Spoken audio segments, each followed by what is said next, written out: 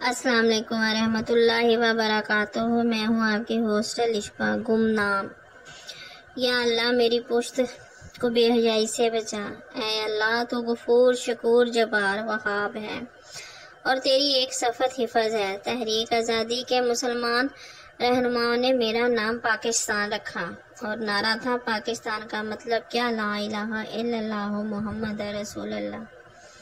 مجھے حاصل کرنے کے لیے لاکھوں قربانیاں دی گئی۔ میرے جڑوں کو مضبوط کرنے کے لیے ہزاروں مسلمان نوجوان، بوڑھوں، عورتوں اور پھول جیسے معصوم بچوں نے پانی کی جگہ میری جڑوں کو مضبوط کرنے کے لیے اپنا لہو ڈالا۔ مجھے تناوار کرنے کے لیے بے سہارا بہنوں کے بھائیوں سنگینوں کی نوک پر جھوم جھوم کر لہرائے۔ گھر جلے ماؤں نے اپنے معصوم بچوں کی تڑپتی ہوئی لاشوں کا نظارہ کیا۔ مجھے حاصل کرنے کے لیے میری نوجوان بیٹیوں کی عزت کو تار تار کیا گیا۔ اے اللہ تو آسمان پر زمین پر ہونے والے تمام نظارے دیکھ رہا تھا کہ پاکستان کو حاصل کرنے کے لیے کیا کیا جتن کیے گئے۔ اے اللہ اب مجھے جوان ہوئے 72 سال کا عرصہ بیت چکا ہے اور میں جوانی سے بڑھاپے کی طرف رواں دواں ہوں، مگر افسوس صد افسوس، میری ایک خواہش تھی، میری آرزو تھی کہ میری اپنی پشت پر اسلام کی بہاریں دکھاؤں۔ اے خالق و مالک، مجھ پر بسنے والوں نے میرے ساتھ دغا کیا، دھوکہ کیا۔ میری پشت پر چند بسنے والے مغرب زاد لوگوں نے میری پشت کو گندا کر دیا، مسلمانوں کا لباد اوڑھ کر بے حیائی اور فحاشی کے اڈے کھول دیے۔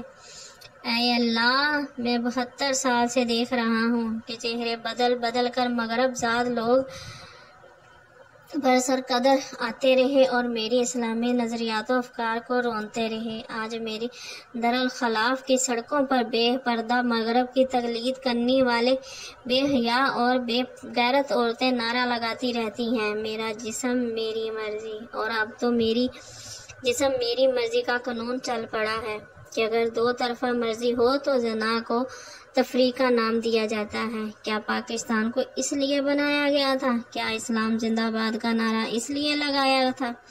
چند مغرب زاد یونیورسٹیوں میں پڑھنے والی لڑکیاں سڑکوں پر نکل کر بے مہار، بے حیاب، حرص و ہوس میں ڈوبی ہوئی نیم برہنہ حقوق نسو اور آزادی کی نعرے بلندی کر رہی ہیں۔ میرے اوپر حکومت کرنے والے خاموش بیٹھے ہیں۔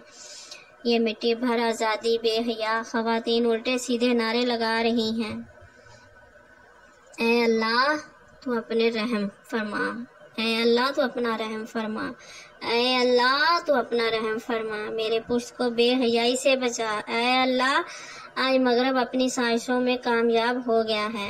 اس نے مادہ پرستی کا ایسا زہر دیا ہے جو ہم خوش ہو کر پی رہے ہیں اور ہمیں معلوم ہی نہیں ہے کہ یہ ہمارے لیے نقصان دہ ہے یا فائدہ مند۔ جو قومیں اپنی تہذیب و دمن کو چھوڑ دیتی ہیں وہ قوم تباہ و برباد اور آنے والی نسلوں کے لیے عبرت کا نشانہ بن جاتی ہے۔ آج میری پشت پر بسنے والے یہودی و نصاری کی گندی تہذیب کو کامیاب سمجھتے ہیں۔ آج ہمارے کالجوں، اسکولوں اور یونیورسٹیوں میں ناچ گانے، بے حیائی کے پروگرام منعقدہ کیے جا رہے ہیں اور اس شیطانی کام میں ادارے کی کامیابی تصور کیا جا رہا ہے۔ رقص و سرور اور موسیقی کی روح کو غذا سمجھا جا رہا ہے۔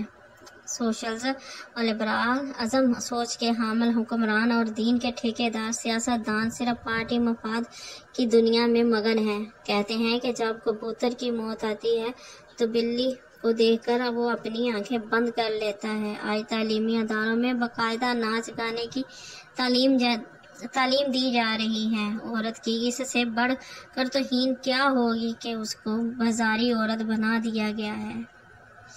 کسی نے ٹھیک کہا تھا، انسان کی جب مت ماری جاتی ہے تو اس کی بصیرت اور بصارت پر پردہ پڑ جاتا ہے، اور یہی موجودہ دور کی عورت کا المیہ ہے جو اسلام کے نام پر ایک بدنما داغ ہے۔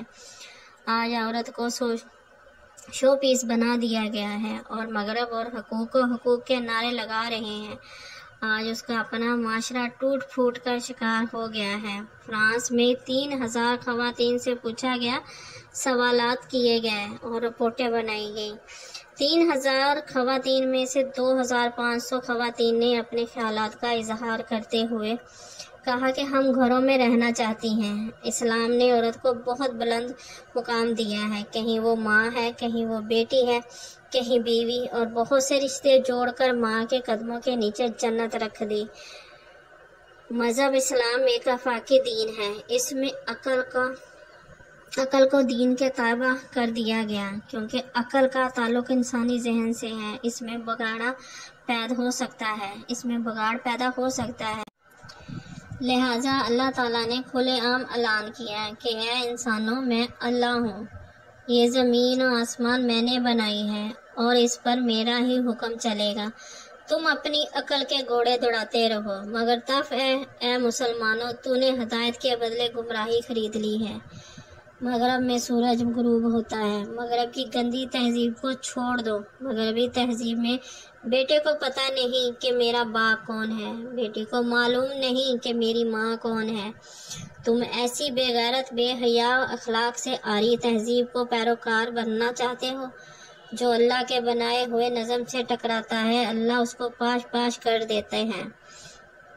آج سارے بازار اللہ کے بنائے ہوئے نظام پر تنقید کی جا رہی ہے۔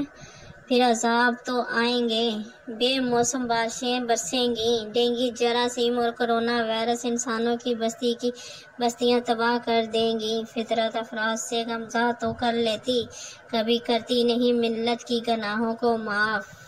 وہ مالک جو اسلامی نظریے کی بنیاد پر حاصل کیا گیا تھا، آج اس ملک میں 100 دگے اڈے کھول دیے گئے۔ رشوت صنعتی کو اپنا حق سمجھا جا رہا ہے، لوٹ مار ملاوٹ مافیا رات امیر بننا چاہتی ہے۔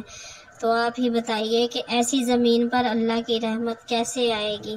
یہی تقدیر ہے اقوام کی دنیا والو، سوچ گھس جائے تو انسان بھی گھس جاتے ہیں، جن کے مٹ جائے عزم و ہوس کے ہاتھوں بونے بن کے بن موت کے مر جاتے ہیں۔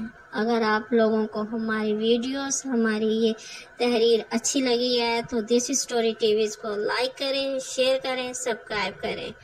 اللہ حافظ۔